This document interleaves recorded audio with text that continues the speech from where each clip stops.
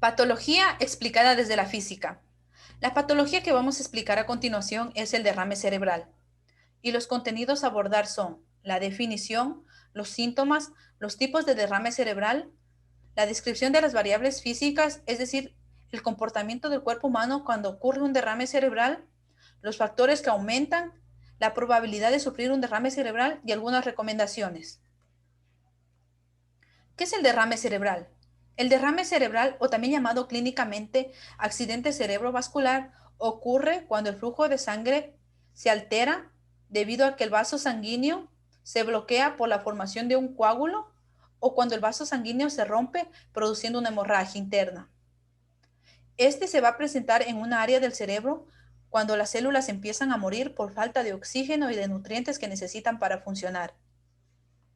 El efecto que va a tener el derrame cerebral en el cerebro depende de la zona causada y del daño. Cuanto mayor tiempo el cerebro no recibe el oxígeno, mayor va a ser el daño. Hay algunos factores que no son modificables y que aumentan la probabilidad de sufrir un derrame cerebral. Por ejemplo, la edad. Las personas mayores a 55 años tienen mayor probabilidad de sufrir un derrame cerebral. Pero eso no quiere decir que las personas jóvenes no vayan a sufrir un derrame cerebral. Las personas jóvenes también pueden sufrir un derrame cerebral. Otro factor es el sexo, ya que hay mayor probabilidad de que los hombres sufran un derrame cerebral, pero en cambio hay mayor probabilidad de muerte en mujeres cuando ocurre un derrame cerebral. El derrame cerebral requiere atención médica inmediata. Los síntomas. Los síntomas son el adormecimiento en la cara, el brazo o la pierna, especialmente en un lado del cuerpo. Dolores de cabeza muy intensos sin causa alguna. Confusión o dificultad para hablar o entender. Problemas de visión en uno o ambos ojos. Mareo o pérdida de equilibrio y coordinación. Y por último, convulsiones y pérdida de conciencia. Algo muy importante es que si el derrame cerebral ocurre en esta parte del cerebro, los síntomas se van a reflejar en la otra parte del cerebro y no donde ocurrió el derrame cerebral. Los tipos de derrame cerebral. Existen dos tipos. El hemorrágico, que ocurre cuando el vaso sanguíneo se rompe, produciendo una hemorragia. Este tipo de derrame cerebral es menos común, pero es más mortal. Y el tratamiento consiste en drenar la sangre para disminuir la presión que hay en el cerebro a causa del aumento de flujo sanguíneo o administrar medicamentos que ayuden a reducir esa presión elevada. El derrame isquémico. En cambio, este ocurre cuando el coágulo de sangre impide que el flujo sanguíneo circule normalmente. Este es mayor que se produzca en personas mayores. Y el tratamiento consiste en realizar una trombectomía, que es decir, extraer el coágulo de sangre para restablecer el flujo sanguíneo. Es muy importante diagnosticar el tipo de derrame cerebral que está ocurriendo en una persona, puesto que si se ingiere a un paciente que está sufriendo un derrame hemorrágico medicamentos que se utilicen en una hemorragia isquémica, va a tener causas mortales. Para poder identificar qué tipo de derrame cerebral está ocurriendo, se realiza una tomografía computarizada. Asimismo, es muy importante realizar un tratamiento óptimo que se tiene de 4 a 5 horas para así poder restablecer el flujo sanguíneo y disminuir la muerte neuronal. Pasado este tiempo, el derrame cerebral va a producir daños irremediables en el individuo. El comportamiento del cuerpo humano visto desde la física. Ahora vamos a ver las variables físicas que se alteran a causa de un accidente cerebrovascular, como son el flujo sanguíneo, la presión, el volumen de sangre, la saturación de oxígeno y la viscosidad. El flujo sanguíneo cerebral es el volumen de sangre que atraviesa un territorio del encéfalo en la unidad de tiempo, el cual es directamente proporcional a la presión de perfusión cerebral e inversamente proporcional a la resistencia vascular cerebral. Es decir, Cuando hay un aumento de flujo sanguíneo, va a haber un aumento de presión, pero una disminución de resistencia. En cambio, si hay una disminución de flujo sanguíneo, va a haber una disminución de presión, pero un aumento de resistencia. El flujo sanguíneo cerebral normal es de 50 a 55 milímetros sobre 100 gramos de sangre por minuto, que equivale a 700 milímetros de sangre por minuto.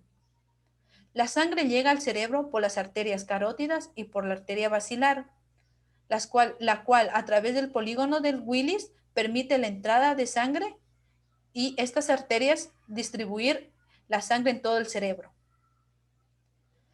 Pero si el flujo sanguíneo cerebral está menor a 25 y 40 milímetros sobre 100 gramos por minuto, va a haber disminución de la conciencia e incluso la muerte celular.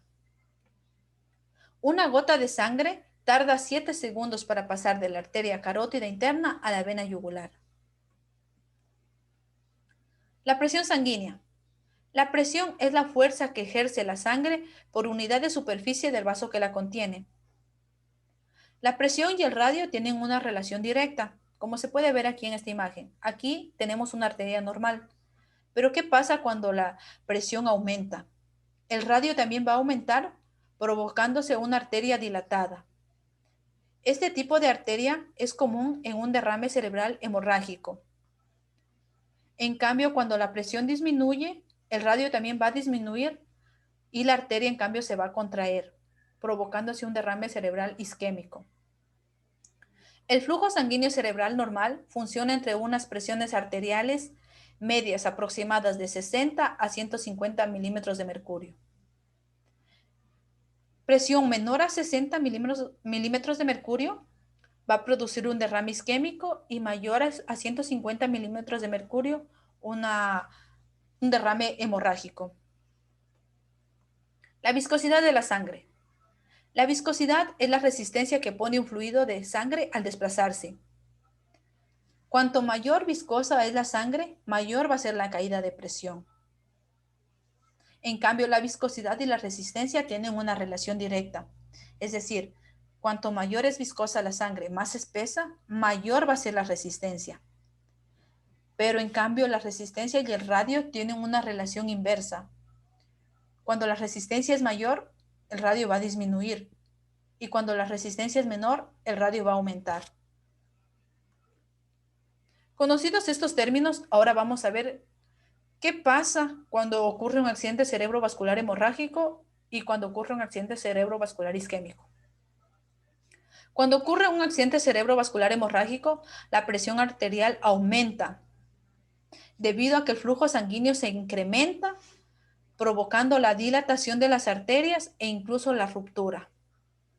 Aquí va a haber una disminución de la resistencia porque el flujo sanguíneo incrementa y también va a haber una disminución de la viscosidad porque no va a haber resistencia, el flujo va a pasar. En cambio, cuando ocurre un accidente cerebrovascular isquémico, la presión arterial disminuye debido a que el flujo sanguíneo disminuye por el coágulo de sangre que se forma. La arteria aquí, en cambio, se va a contraer debido a que el radio disminuye y va a haber un aumento de viscosidad porque hay un aumento de resistencia. Este coágulo no permite que el flujo sanguíneo pase normalmente. Este tipo de accidente cerebrovascular es común que las personas pierdan el conocimiento. La saturación de oxígeno. La saturación de oxígeno mide el contenido de oxígeno en la sangre.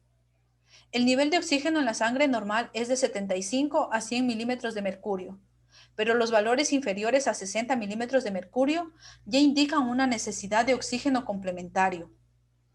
Cuando disminuye el oxígeno, el dióxido de carbono aumenta, provocando una dilatación de las arterias y asimismo un aumento del flujo sanguíneo cerebral y un aumento de presión.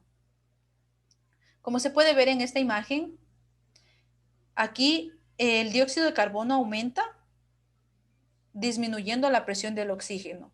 En cambio, si la presión del oxígeno aumentara, la presión del dióxido de carbono disminuirá. Para poder saber la saturación del oxígeno en un individuo y poder deducir si está padeciendo un derrame cerebral, se realiza una gasometría, el cual nos da unos resultados más exactos, pero se demora. O también se puede realizar una pulsioximetría, que es más rápida, pero no nos da resultados exactos. Estas dos técnicas nos permitirían determinar si un individuo está sufriendo un derrame cerebral. Los factores que aumentan el riesgo de un accidente cerebrovascular. Primeramente, el sedentarismo, el no realizar ejercicio, el tener una mala alimentación, produciendo obesidad. Asimismo, las personas que sufren hipertensión alta y personas que sufren enfermedades cardíacas. Como recomendaciones para disminuir la probabilidad de sufrir un derrame cerebral, se recomienda realizar ejercicio regularmente, tener una alimentación balanceada, sana y adecuada, disminuir los niveles de estrés, no ingerir sustancias como alcohol, droga o tabaco. Asimismo, realizarse un chequeo médico una vez al año, controlar el nivel del colesterol en la sangre, los niveles de azúcar y asimismo controlarse el peso. Todas estas recomendaciones disminuirían la probabilidad de sufrir un derrame cerebral.